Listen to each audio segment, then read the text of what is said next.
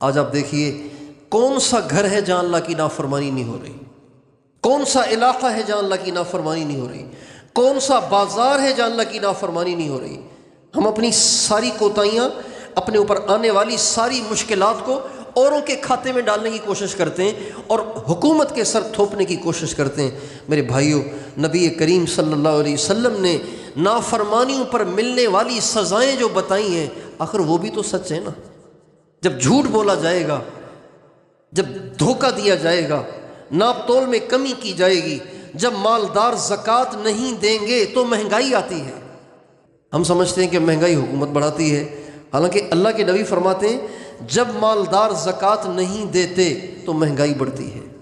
اگر مسلمان زکوٰۃ دینے لگ جائیں، مسلمانوں میں جو مالدار ہیں یہ زکوٰۃ دینے لگ جائیں، حکومت کسی کافر کی بھی ہو پھر بھی مہنگائی نہیں ہوگی، اس لیے کہ مہنگائی کا تعلق زکوٰۃ دینے نہ دینے کے ساتھ ہے۔ اور ہمارے نبی کا ارشاد ہے جب میری امت میں زنا پھیلے گا، زنا، بے حیائی اور بدکاری پھیلے گی، تو اللہ تعالیٰ ان کو ایسی ایسی بیماریوں میں مبتلا کریں گے کہ جن بیماریوں کا ان سے پہلے کے لوگوں نے نام بھی نہیں سنا ہوگا۔ آج ہم دیکھ رہے ہیں روز نئی بیماریاں ہیں، روز نئی بیماریاں ہیں، روز نئی بیماریاں ہیں۔ ایک باقاعدہ ایک مجمع بیٹھا ہوا ہے مستقل تحقیقات کرنے کے لیے کہ جو بیماری آئے فوراً اس کا سراغ نکالا جائے، فوراً اس کی وجہ ڈھونڈی جائے، فوراً اس کا علاج نکالا جائے۔ لیکن یہ بیماریوں کا سلسلہ بند ہو جائے اس کو کوئی بھی نہیں سوچتا، نہ کوئی حکومت سوچتی ہے، نہ عوام سوچتی ہے، نہ دیندار سوچتے ہیں، نہ بے دین سوچتے ہیں۔ اما عائشہ رضی اللہ عنہا نے ایک دفعہ آپ علیہ السلام سے پوچھا، یا رسول اللہ یہ زلزلے کیوں آتے ہیں؟ آپ نے فرمایا جب زمین پر اللہ کی نافرمانیاں ہوتی ہیں اور زنا پھیلتا ہے تو چونکہ اللہ بہت غیرت مند ہے، لہذا جب زنا ہوتا ہے، اللہ کی دھرتی پر جب زنا ہوتا ہے، اللہ تعالیٰ زمین کو ہلا کے اپنے بندوں کو خبردار کرتا ہے کہ ہوش میں آؤ، کیا کر رہے ہو۔ اور آپ علیہ السلام کا ارشاد ہے جب میری امت میں گانا بجانا عام ہو جائے گا، وَزَهْرَتِ الْقَيْنَاتُ وَالْمَعَازِفُ، جب میری امت میں گانا بجانا عام ہو جائے گا، ناچنا عام ہو جائے گا، رنڈیاں عام ہو جائے گی، ڈانس عام ہو جائے گا، میوزک عام ہو جائے گا، ہمارے نبی کا ارشاد ہے عذاب ایسے پے در پے آئیں گے، ایسے دھڑا دھڑ عذاب آئیں گے، مختلف نوعیت کے عذاب آئیں گے کہ ایسے جیسے تسبیح ٹوٹ گئی ہے اور دانے ٹپا ٹپ گر رہے ہیں۔ ایسے پے در پہ عذاب آئیں گے جب میری امت میں ناچ گانا عام ہوگا۔ آپ دیکھیے کہ میوزک کو لوگ آج گناہ ہی نہیں سمجھتے، موبائلوں میں میوزک پر ٹون لگے ہوئے ہیں،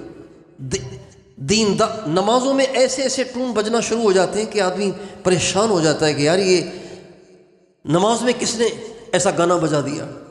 لوگ سمجھتے ہیں کہ میوزک صرف اس آواز کو کہتے ہیں کہ جو آلات موسیقی سے نکلتا ہے، وہ آواز جو موسیقی کے آلات سے نکلے، لوگ صرف اس کو میوزک سمجھتے ہیں۔ موسیقی کے آلات سے نکلی ہوئی آواز کو میوزک نہیں کہتے، ہر اس آواز کو میوزک کہتے ہیں جو اس کے مشابہ ہو، جس آواز میں حرکت ہو، اس کو میوزک کہتے ہیں۔ مسجدیں ہی میوزک سے بچی ہوئی نہیں ہیں تو بتائیے اللہ کا عذاب آئے گا کہ نہیں آئے گا؟ ناپ تول میں کمی ہے، بددیانتی ہے، دھوکہ ہے۔ جس قوم میں دھوکہ ہو وہ قوم ضرور تباہ ہو کے رہتی ہے۔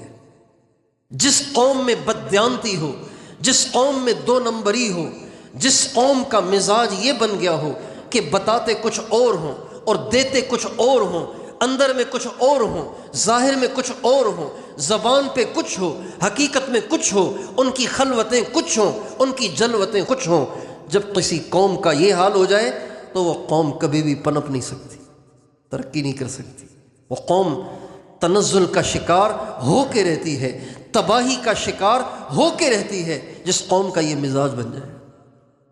ہمارے نبی نے ہمیں ایک رنگ میں رہنا سکھایا، ایک روپ میں رہنا سکھایا۔